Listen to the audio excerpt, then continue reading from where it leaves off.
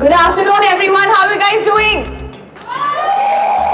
But this energy is not sufficient. Can I hear a good afternoon in a highest energy that you can? That's amazing. We have such powerhouses with us today. Thank you, Priya. Thank you, Sindhu, for joining us. And today's panel is about women, written by women. And this is a very, very personal topic to me because people who know me know that I love talking about it. I can go on and on about it. So probably I will start with the first question, which is, where is the difference? Where is the difference when a women character is written by a woman and when it's written by a gentleman? So where do you see the difference? Hi, how are you? All of you good? Lovely, lovely. Great energy levels, by the way, so good work on that. I think the biggest difference between women written by women and the women written by any other gender is the idea of lived experience. When you see a woman written by a woman, you see a more layered perspective. Obviously, because we have lived it, we know what it is like. If you go into classic literature, you will notice that a lot of women, specifically written by men, are not multifaceted. There is a single faceted approach to those characters. You know, those characters are more about what's on the outside rather than on the inside. Yeah, फिर it's a female in distress, a damsel in distress, और उसको बचाने एक Bollywood hero आएगा. घोड़े पर बैठ के आएगा. So I think, and you know that stereotype is still there. Even in today's day and age, in the best Bollywood movies, the savior complex is still there. So I think that's the biggest difference. But I think Sindhu will be able to elaborate on it much better. Hello everyone. Like really great energy. As you said, even I like talking about women. Which woman doesn't? Talking about women. So I think the major difference is, as Priya just mentioned, when a man writes a woman, so it's what he's just seeing. You know, like I think he just I've seen this a lot. You know, like it's like either you're beautiful or you're beyond beauty. But when a woman writes about women, so it's more complicated. You know, it's beyond the beauty and beyond that. It's multi-layered. It's more complicated. They're more three-dimensional and more realistic. So that's the reason. I mean, you know, there is a huge difference. A man-written woman might be very attractive, but I think a woman writing woman is something, you know, like which stays with you, and then, you know, like it's special. So yeah. Yeah, I mean, like both of you mentioned, I think lived experience is what really makes the difference. And so, like Priya was also mentioning about the damsel in distress. So, my next question was is how important for that stereotype to change is to have more female writers in the writing room. So I will actually give this to Sindhu first because she has been in writing rooms wherein we have to fight for our female characters to not be portrayed and written in a way how it's generally portrayed. Yes, exactly. See, basically, so I've been in this film industry for like a really long time.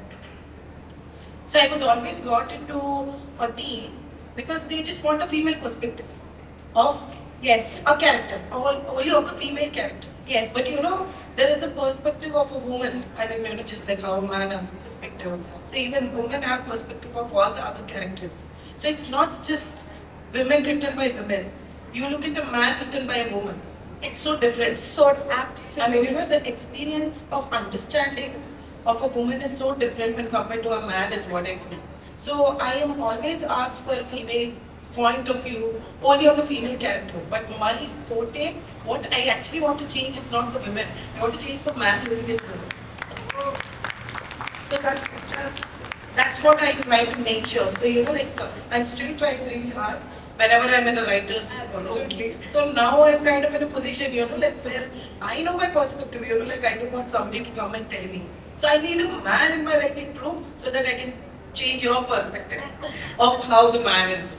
It's a terrific answer, and I completely resonate because it's so difficult. And like she very rightly said, especially in the South industry, where women in writing rooms are majorly for the female perspective. But that's wonderful. So, Priya, would you want to take the same question? No, I think Sindhu very much covered it. That's true. You know, with me, it's very much I've started writing lyrics, song lyrics recently, and I realized that there are not very many female lyrics writers. If I ask you to name them, you would probably not even find more than one name. You know, but in saying that, obviously there are male writers as well who have written women brilliantly. You know, for instance, in terms of songs and lyrics in films, Gulzar Sahab has such a great insight into the female psyche. So it's not impossible that a man can't write a great woman character. Of course they can. But at the same time, it requires a lot of research, it requires a lot of perspective, it requires a lot of quality time, being spent with people in your life, with lived experiences, lots of questioning, lots of documentary, there's a lot of documentation needed for that. So yeah, I agree with that a man writing a woman and a woman writing a man, it is pretty much the same process, yeah. And also, I think active listening and understanding when a man is writing, when they listen to the lived experience, for them to actually understand rather than just writing for the sake of writing. Yes. The next is also, I feel that maybe women in the writer's room is just not enough. Do you feel the real change probably happens when we have women in decision making, control, like women as directors, women as producers? Of course. I mean, I'm all up for decision making. I mean, it's just not giving a perspective. But more than the decision making and all that, I feel if a change has to come, so there has to be a wave. There has to be a wave. There have to be the numbers have to increase. Like how you just mentioned. So there are not many female lyricists. Probably in Hindi there is one that I know actively. Yeah, there is And one. Anita is one that I know. Awesome. Yeah. And then in Telugu also there are very few. So, but they're actually, the numbers are increasing. Like when you look at the film industry, writers in the Telugu film industry, especially in the Telugu film industry, when I started off 10 years back, so they were hardly one or two, but now it's kind of something where the numbers are increasing, so the number of writers are increasing. So once the numbers increase, then people will start thinking about now I think especially in our industry, so people are kind of understanding the male gaze and female gaze.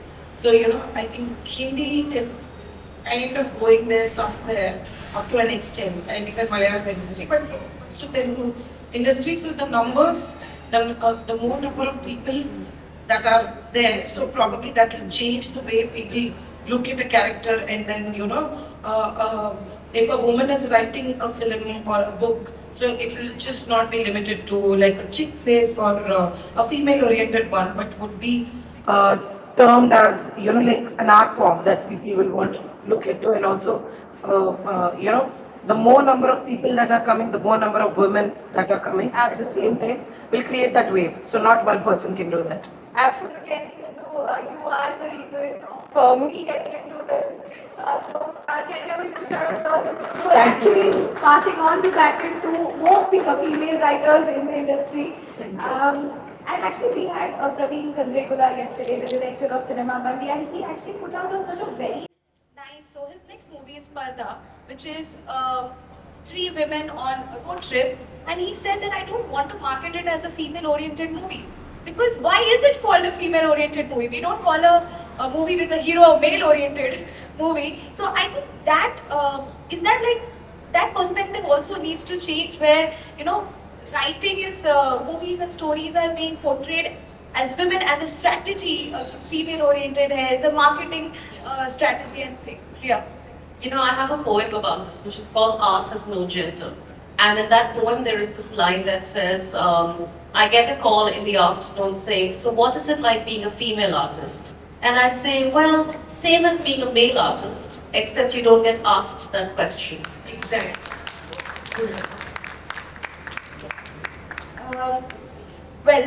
That brings me to some of very interesting questions that I have. We can take, any one of you can take it up. What was the first ever woman character that you wrote? Like, do you remember? It can be long back, something the first character that you wrote.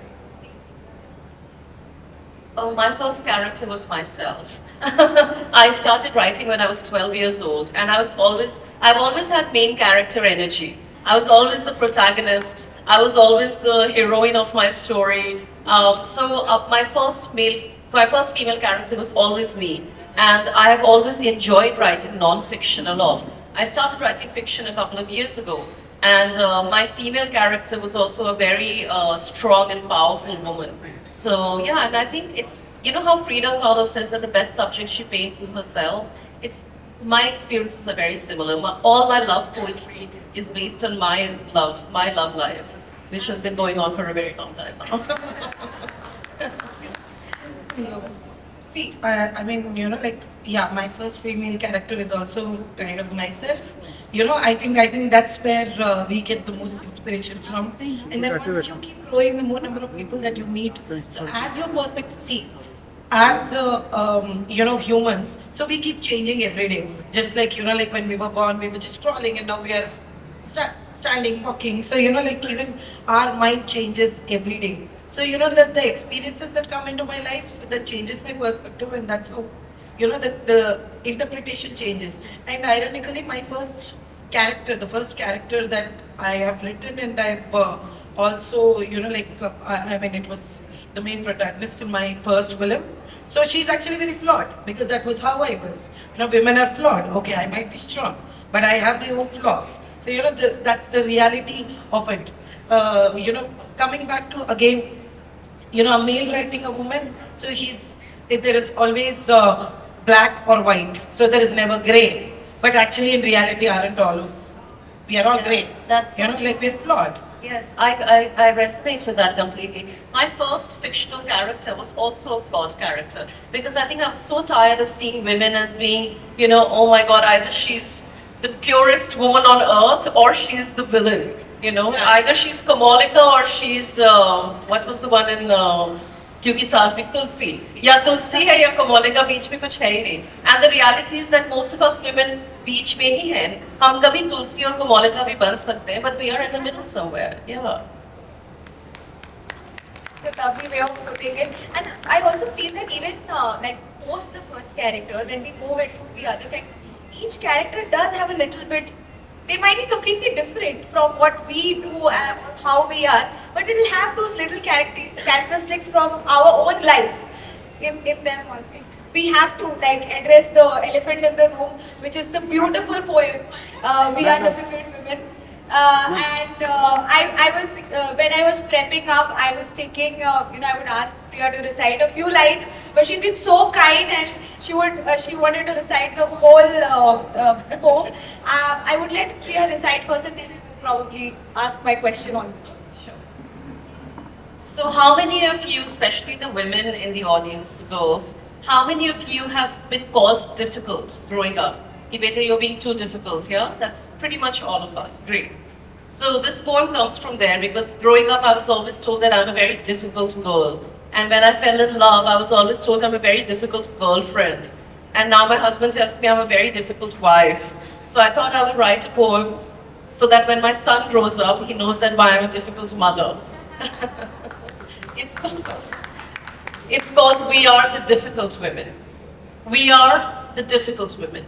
We are women who don't take it easy or stay silent. We don't whisper our inconveniences into a void of nothingness. We make it difficult for the misogynists and the patriarchs in the society that tries to label us. We make it difficult for you to leave us out of the main plot and leave us as caricatures. We are the difficult women.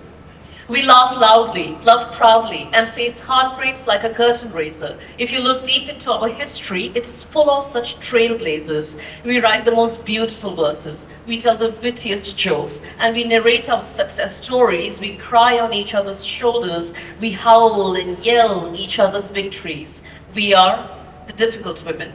We run with walls and we question intersectionality in the current feminist discourse. From being hunted as witches to being worshipped as goddesses is a result of our feminine force. Some of us menstruate with the moon, give birth to stars, and carry the labor of labels on our autonomy.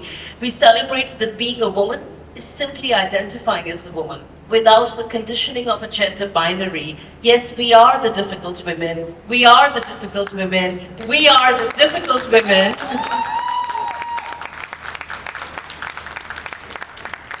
who make it all look so goddamn easy.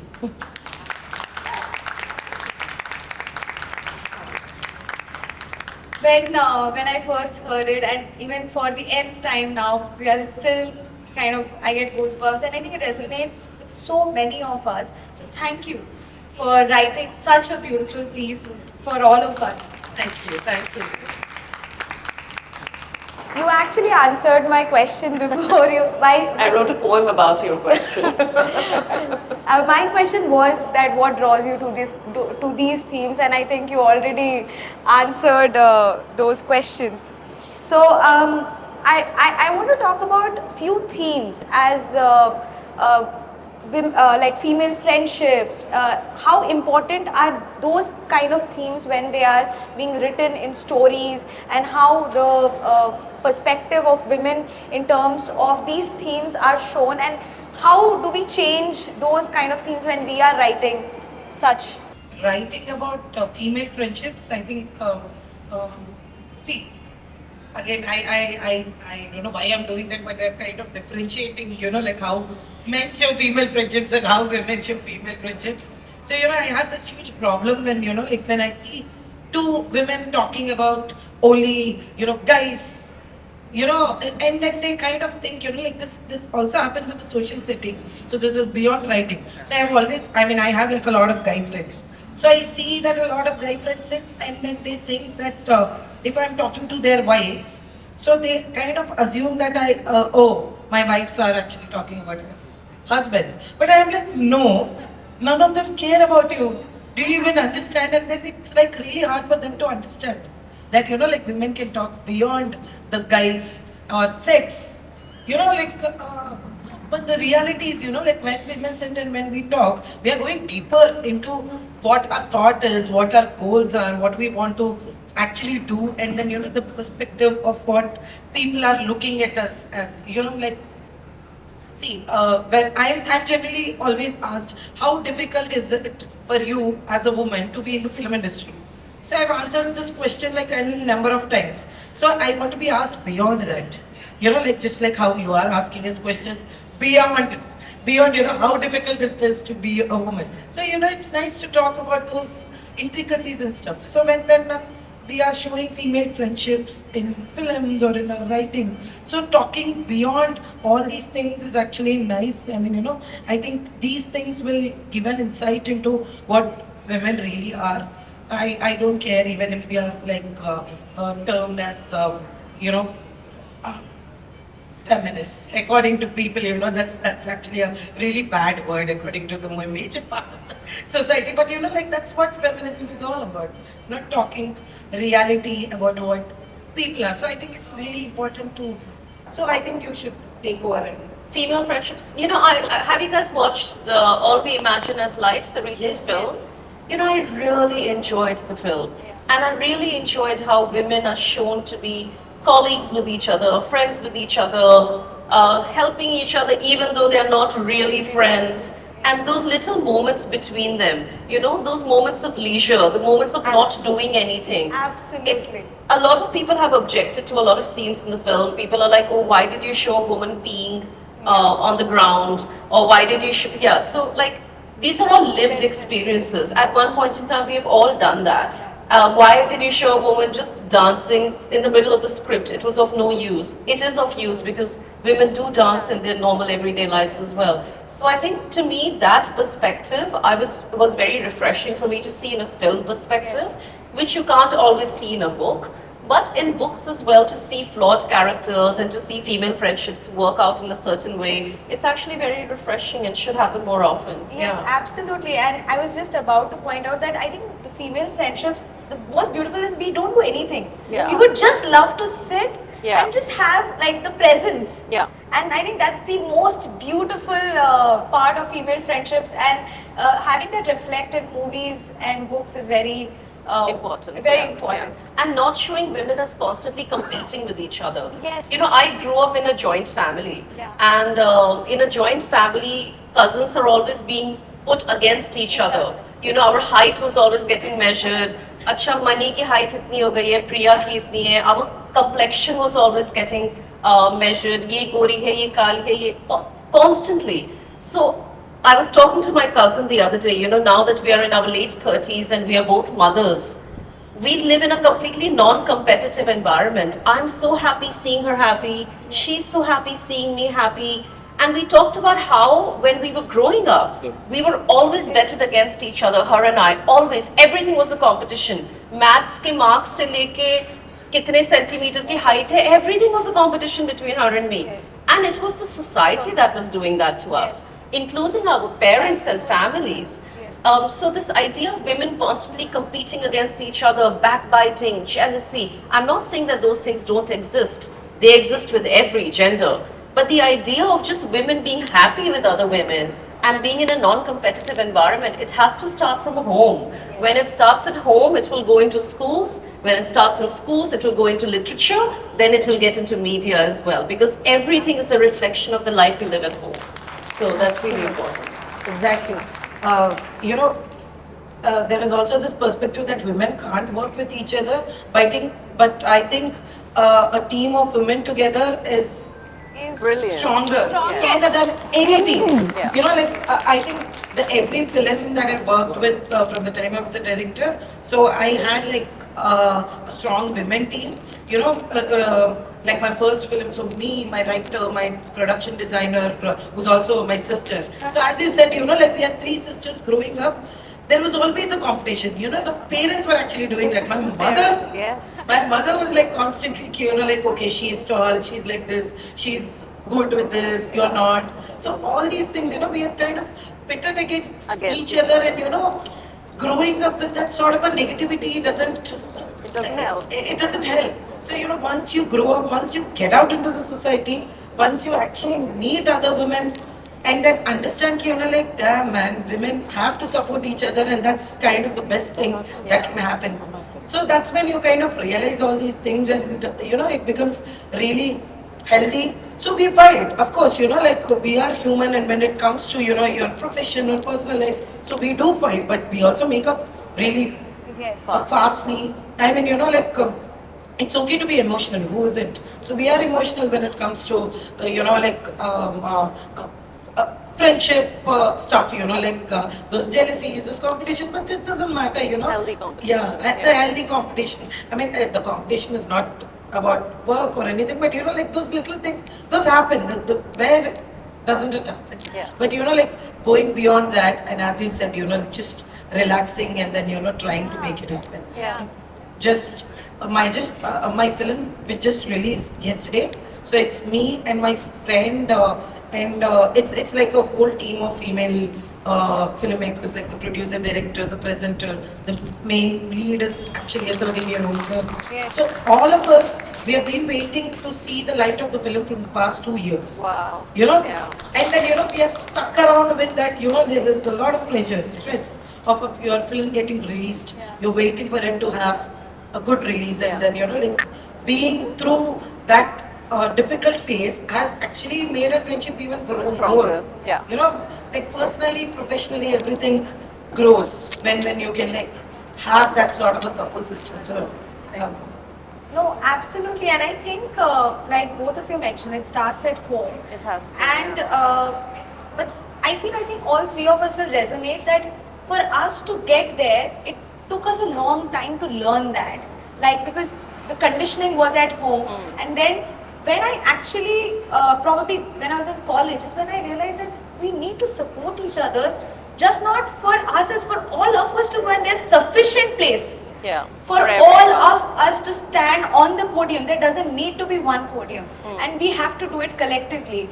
And I just feel so proud that we are doing this session, and I'm so happy that I'm hoping we are inspiring more women to support each other, and I think they're the biggest cheerleaders also. Our friends, our sisters, the biggest. They might fight, they will show us the ground reality, but at the same time they will always hope and cheer and hope the best for us. Yeah. So I think Sindhu, you did start talking about your film. I think everyone, the film is Tata Chettu. Yes. And it's a terrific. I have just seen the trailer and I love it. And I think it's also destiny that this panel is happening.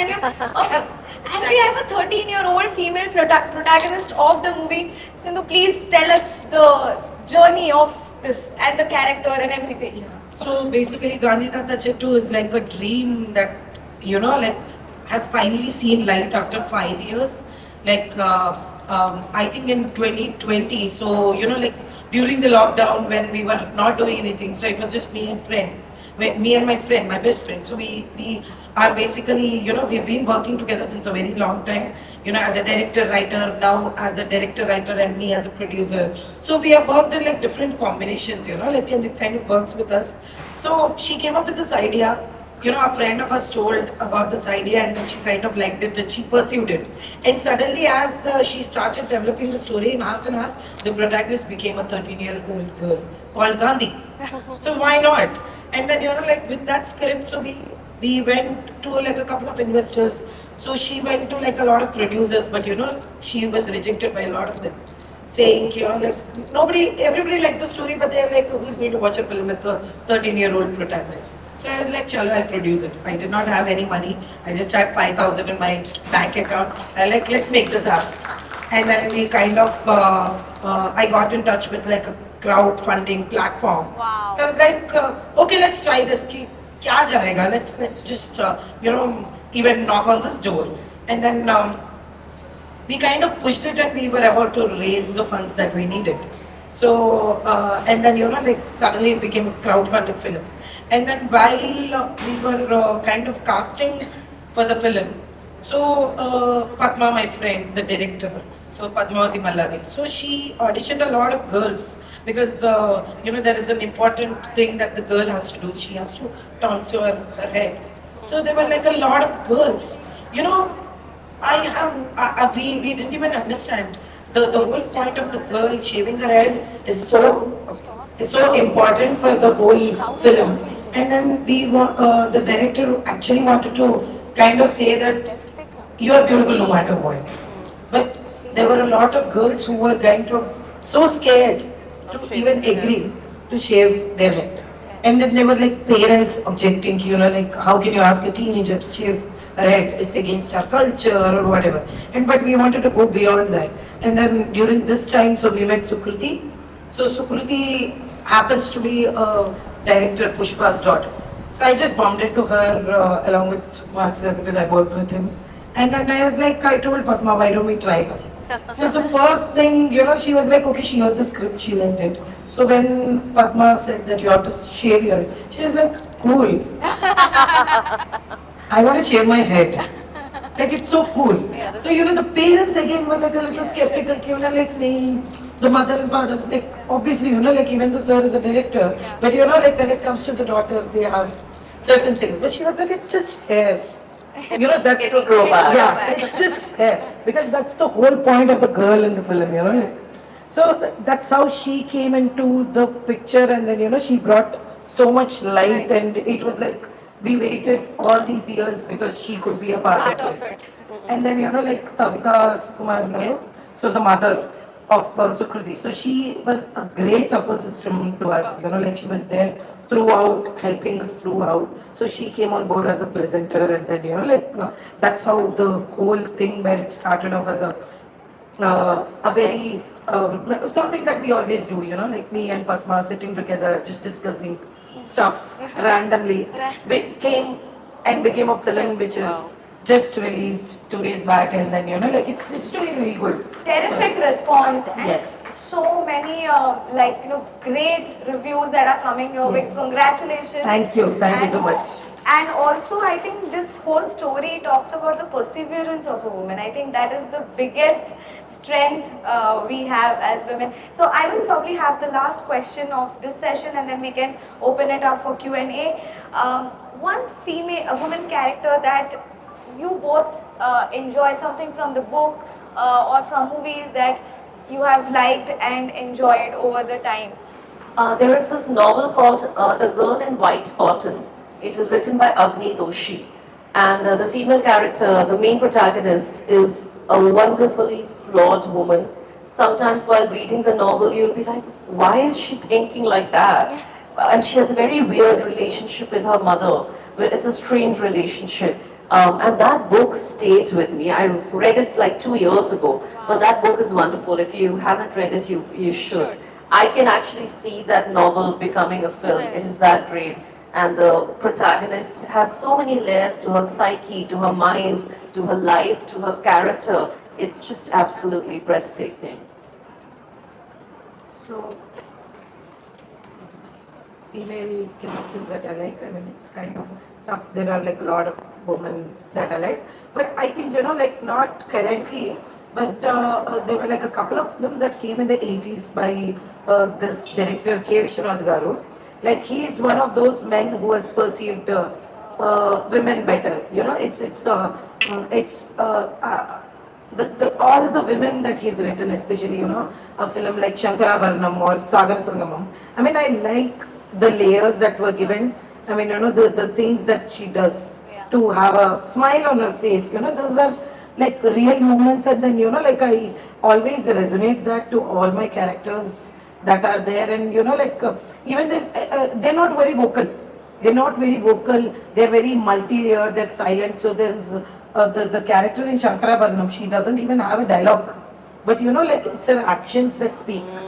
She's a caged prostitute who comes out and then starts living with this really legendary singer.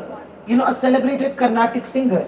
It's no dialogue, nothing, but everything is done so subtly, and it's very internalized. But like you can see, you can resonate to her trauma, because irrespective of what you are doing, you're always caged. It's very brilliant that men during that era understood women better. Like it's actually very interesting. So that's something which I really like. I mean, that's the top of my. Yeah, for me, I really love the Lapata ladies.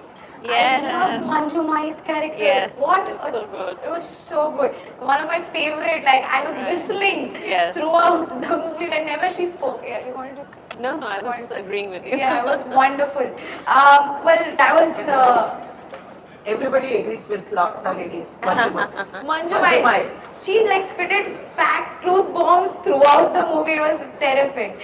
Well, that was an incredible session, and can we have a huge round of applause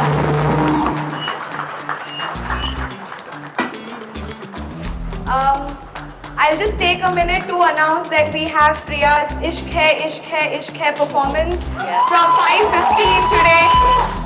That is happening at the Dr. Reddy's atrium from 5:15. So be there. We are all thrilled for this closing act. And thank you so much. We just have two